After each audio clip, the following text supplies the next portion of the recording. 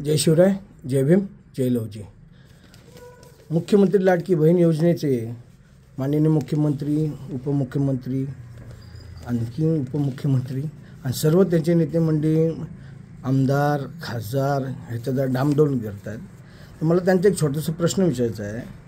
ज्या येरवडा प्रादेशिक रुग्णालयात वैद्यकीय अधिकारी गट 1 म्हणून कार्यरत असलेल्या 90% अपंग असलेल्या डॉक्टर अलकनंदा वैद्य यांची बदली आरोग्य विभागाने ताडकाफडकी त्यांच्या घरापासून 50 किलोमीटर केली। पण ही कायद्याने तशी 2004च्या नियमानुसार अपंग शासकीय कर्मचाऱ्यांना त्यांच्या राहत्या घराजवळ बदली देण्यात यावी असे नमूद करण्यात आलेले आहे। भावनेपेठ येथील नागरी कुटुंब कल्याण केंद्र, स्वारगेट पोलीस डिस्पेन्सरी, जिल्हा रुग्णालय, औंधवडे, येरवडा रुग्णालय या रिक्त जागा आहेत।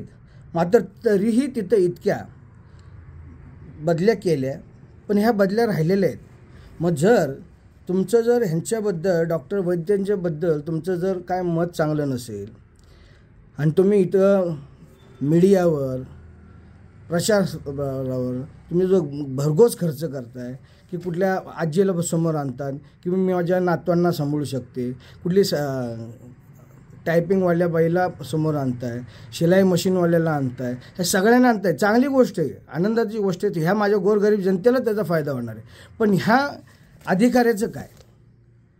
ह्या अपंग आहेत, 90% अपंग आहेत, त्यांना त्यांचे आई वडील त्यांचे पालकत्व आहे, त्यांनाही सांभाळायचे। मग अशा परिस्थितीमध्ये तुम्ही कुठल्या आदेशानुसार त्यांना 50 किलोमीटरवर तुम्ही त्यांना पाठवताय? म्हणजे शासनाचा नियम आहे 2004चा की अपंग व्यक्तीला त्याच्या घराच्या जवळच्याच आसपास त्याची नियुक्ती करण्यात यावी। हे कुठल्या हिशोबात चालतं का? आता माननीय मुख्यमंत्री तोंड गप्प बसून आहेत का? माननीय गृहमंत्री तोंड गप्प बसून आहेत? माननीय पालकमंत्री अजितदादा तोंड गप्प बसून आहेत?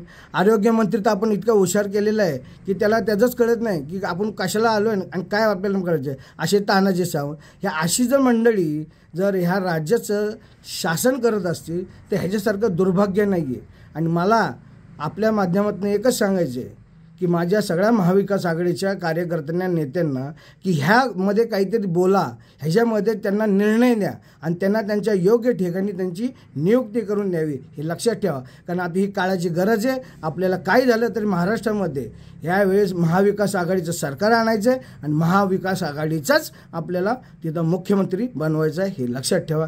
जय भीम, जय लवजी, जय महाराष्ट्र।